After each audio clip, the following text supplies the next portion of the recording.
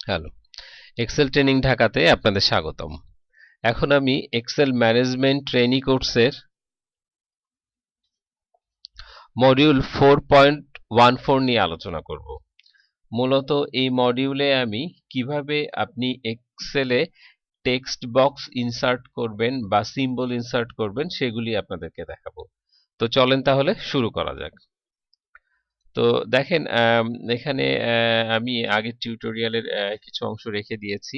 তো আমি এখন আপনাদেরকে দেখাবো যে কিভাবে আপনি একটা টেক্সট বক্স ইনসার্ট করতে পারেন। এটার জন্য আপনি আপনার কার্সারটা যে কোনো একটা জায়গাতে রাখতে পারেন। রাখার পর ইনসার্ট ট্যাবের মধ্যে যাবেন, গিয়ে দেখেন টেক্সট বক্স। এটা হচ্ছে টেক্সটের মধ্যে টেক্সট বক্স। এই টেক্সট বক্সের উপরে ক্লিক করবেন। টেক্সট বক্সের উপরে ক্লিক করার সাথে সাথে দেখেন আপনার কিন্তু কার্সারটা চেঞ্জ হয়ে গিয়েছে।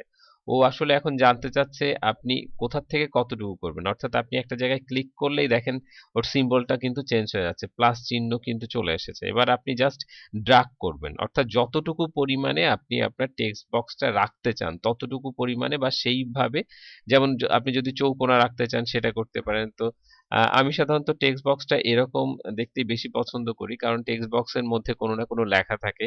তো সেটা চৌকোনা হলে নিশ্চয়ই সেটা অতটা কাজে বা এফেক্টিভনেস থাকে না। তো এটার জন্য আমি এরকম ভাবে নিলাম, নেওয়ার পরে ও কিন্তু আপনাকে একটা স্পেস দিয়ে দিয়েছে লেখার জন্য। দেখেন এখানে কার্সর কিন্তু ব্লিঙ্কিং অবস্থায় আছে। তো সাপোজ আমি এখানে দিলাম যে, লিখে দিলাম যে হাউ টু ইনসার্ট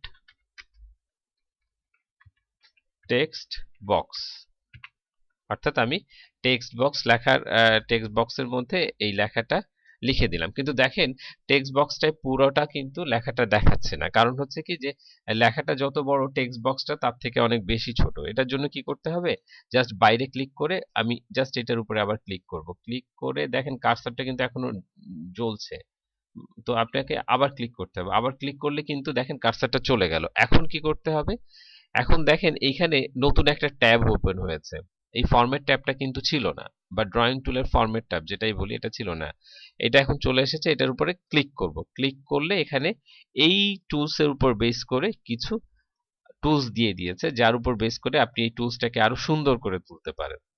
তো এখন আপনি যেটা করবেন সেটা হচ্ছে, সাপোজ আমি চাচ্ছি এটাকে আরেকটু বড় করতে, যাতে করে কিনা এর ভিতরে যে লেখাগুলি আমি লিখেছি সে লেখাগুলিকে যেন আমি দেখতে পারি। তো এটার জন্য আমি এক্সেলটাকে একটু ছোট করে দেই। তাতে হবে কি যে আপনারা আসলে বুঝতে পারবেন যে এক্সেলটা কোথায় কি থাকে। আচ্ছা, এখন যেটা হলো যে এখন আমরা দেখতে পাচ্ছি সম্পূর্ণ এক্সেলটাকে। এখন দেখেন যেটা দেখাতে চাচ্ছিলাম যে এই যে সাইজ নামে একটা অপশন আছে, এখানে এসে আমি জাস্ট একটু বড় করে দেবো। দেখেন এখন কিন্তু পুরো লেখাটা দেখা যাচ্ছে। আর এটা ছোট করলে কিন্তু লেখাটা আস্তে আস্তে ছোট হয়ে যাচ্ছে, দেখা যাচ্ছে না। তো আমি আমার প্রয়োজন অনুযায়ী এটাকে বাড়িয়ে নিলাম। আচ্ছা, আপনি চাইলে এটাকে নিচের দিকেও বাড়িয়ে নিতে পারেন যদি মনে করেন।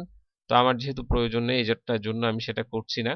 এরপরে আপনি চাইলে এটাকে একটু রং দিতে পারেন। কিভাবে রং দিতে পারেন, সরাসরি শেপ ফিলে গিয়ে রং করে দিয়ে আসতে পারেন, যে কোনো ধরনের রং দিতে পারেন। অথবা কি করতে পারেন, এখানে গিয়ে শেপের বিভিন্ন ডিজাইন আছে, যে কোনো ডিজাইনে যে কোনো রং আপনি দিতে পারেন। বা দেখেন এটাতে কিন্তু একটু সামান্য পরিমাণে একটা ইন্টেন্স এফেক্ট আছে, অর্থাৎ নিচে দেখা যাচ্ছে যে একটু সামান্য উঁচু টাইপের একটা এফেক্ট। আপনি যেটা খুশি এখান থেকে রেখে দিতে পারেন। তো সাপোজ আমি এটাই রেখে দিলাম।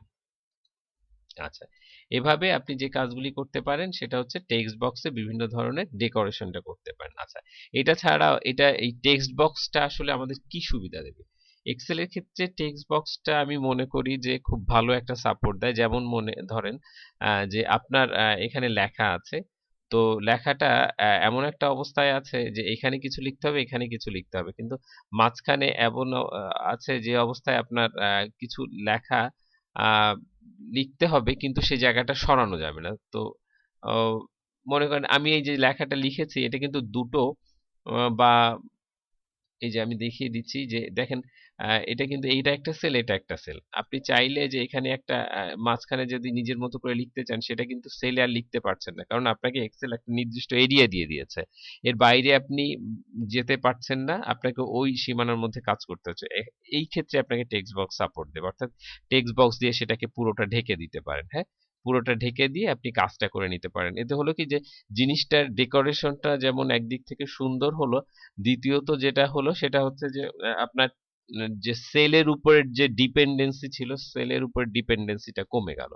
আচ্ছা, এক্ষেত্রে একটা ছোট অসুবিধা আছে। সেই অসুবিধাটা হলো যে আপনি যদি এখন কার্সরটাকে একটু ইনক্রিজ করেন তো দেখেন এই টেক্সট বক্স কিন্তু ছোট হচ্ছে। অর্থাৎ এই যে সেলের উপরে আপনার কার্সরটা আছে, সেলের উপর বেস করেই কিন্তু কার্সরটা ছোট হচ্ছে, বড় হচ্ছে ইত্যাদি। তো এইটাকে যদি আপনি বন্ধ করতে চান সেক্ষেত্রে আপনি কি করবেন? একটা মজার ব্যাপার দেখাই। আমি কিন্তু এখানে যে জিনিসটা রেখেছি এটা কিন্তু একটা টেক্সট বক্স। ঠিক আছে? দেখেন এটা কিন্তু টেক্সট বক্স। অথচ আমি যখনই এই যে আমার কার্সর যে সেলের রেফারেন্স বা সেলের যে স্পেস এটাকে কমাচ্ছি বাড়াচ্ছি দেখেন আমার এই যে টেক্সট বক্স ছিল বা আছে সেগুলিতে কিন্তু কোনো ধরনের এফেক্ট পড়ছে না, বাট নতুন যে টেক্সট বক্সটা নিয়েছি সেটাতে কিন্তু এফেক্ট পড়ছে। বাট আমি চাচ্ছি এরকম রাখতে। এরকম রাখার সুবিধা কি, আমি চাইলে আমার সেলগুলো আমার ইচ্ছা মতো নাড়াতে পারবো, কিন্তু আমি কখনো চাচ্ছি না যে এগুলি নড়ুক। তো সেক্ষেত্রে আপনাকে যেটা করতে হবে সেটা হচ্ছে এটার উপরে সরাসরি ক্লিক করতে হবে। ক্লিক করে এটার উপরে রাইট বাটন ক্লিক করতে হবে। রাইট বাটন ক্লিক করে এটার সাইজ অ্যান্ড প্রপার্টিজে যেতে হবে। সাইজ অ্যান্ড প্রপার্টিতে যাওয়ার সাথে সাথে দেখেন এখানে একটা উইন্ডো চলে এসেছে। এই উইন্ডোটা যখন আসবে তখন আপনাকে একেবারে লাস্ট যেটা আছে এটা হচ্ছে আপনার ফিল লাইন, এটা বেশ কিছু জিনিস আছে, একেবারে লাস্টেরটায় চলে আসবেন। আসার পরে আপনি প্রপার্টিজে চলে যাবেন। প্রপার্টিজ এইখানে আসার পরে আমরা ঠিক এই যে ৩ নাম্বার যে অপশনটা আছে, do not move or size with cell, অর্থাৎ এখানে বলা হচ্ছে যে যখন আমার সেলটা মুভ করা হবে তার সঙ্গে সঙ্গে যেন অবজেক্টটা না নড়ে, সেটাই এখানে বোঝানো হচ্ছে। তো সেটাই আমি এই জায়গাটাতে ক্লিক করে দিলাম, ক্লিক করে ক্লোজ করে দিলাম। এর ফলে হবে কি, এখন যদি আমি আমার সেল নাড়াই বা ছোট করি বড় করি যেটাই করি না কেন, দেখেন টেক্সট বক্সে কিন্তু কোনো ধরনের এফেক্ট পড়ছে না। তো এটাই ছিল আমাদের টেক্সট বক্সের বিশেষ ব্যবহার। অথবা দেখা যাচ্ছে যে আপনার এই টেক্সট বক্স ব্যবহার করে আপনি বিভিন্ন ধরনের ডাটা প্রেজেন্টেশন করতে পারেন ডায়নামিক্যালি। সেই সুবিধাগুলি নেওয়ার জন্য আপনাকে টেক্সট বক্সের সাপোর্ট নিতে হবে। আচ্ছা, এখন আমি আপনাদেরকে দেখাবো যে কিভাবে আপনি এক্সেলের মধ্যে কিছু স্পেশাল সিম্বল ইনসার্ট করতে পারেন। এটার জন্য আপনার যেখানে সিম্বলটা ইনসার্ট করতে চান সেখানে কার্সরটা রাখেন, রাখার পরে ইনসার্টে যান। ইনসার্টে গিয়ে দেখেন এখানে সিম্বল চলে এসেছে। জাস্ট এখানে ক্লিক করলাম। এখানে ক্লিক করার পর আমি এই সিম্বলের উপরে ক্লিক করলাম। সিম্বলের উপরে ক্লিক করলে দেখেন অনেকগুলি সিম্বল আপনার নিয়ে চলে এসেছে। এখান থেকে চাইলে আপনি আরো বিভিন্ন ধরনের সিম্বল নিতে পারেন, যেটা আপনার দরকার সেটা আপনি এখান থেকে নিয়ে নেবেন। সো সাপোজ মনে করেন আমার এই সিম্বলটা দরকার, আমি এখানে সিলেক্ট করে ইনসার্ট করে দিলেই দেখেন সিম্বলটা কিন্তু চলে এসেছে। হুম, ঠিক তেমনি ভাবে আমি যদি আরো সিম্বল চাই, আমি স্পেশাল ক্যারেক্টার ধরনের যদি কিছু চাই, যেমন মনে করেন কপিরাইট, তো সেটাও যদি আমি ইনসার্ট করি দেখেন এখানে চলে এসেছে। কারণ কিবোর্ডে অনেক সময় এই ধরনের লেখা থাকে না, তো তখন আপনাকে স্পেশাল ক্যারেক্টারগুলি বা স্পেশাল সিম্বলগুলি নিয়ে আসতে হবে। তো সেটা আপনি কোথায় পাবেন? ইনসার্ট ট্যাবের মধ্যে গিয়ে সিম্বল সেকশনে গিয়ে সিম্বলে ক্লিক করলে আপনি নিয়ে আসতে পারবেন। তো এই জিনিসটা যদি আমি কিবোর্ডের মাধ্যমে করতে চাই তাহলে কিভাবে করব? খুবই সিম্পল, অল্টার এন দিয়ে U, alter N and U, দেখেন সিম্বলটা চলে এসেছে। এরপরে এখান থেকে আপনি জাস্ট সিলেক্ট করে দেন কিবোর্ডের মাধ্যমে যেটা আপনি রাখতে চান, রাখার পরে জাস্ট এন্টার প্রেস করলেই ওটা চলে আসবে। তো এটাই ছিল মূলত আমাদের কিভাবে এক্সেল এর মধ্যে টেক্সট বক্স বা সিম্বল ইনসার্ট করবেন তার উপর ভিত্তি করে টিউটোরিয়াল। এতক্ষণ আমাদের সঙ্গে থাকার জন্য ধন্যবাদ।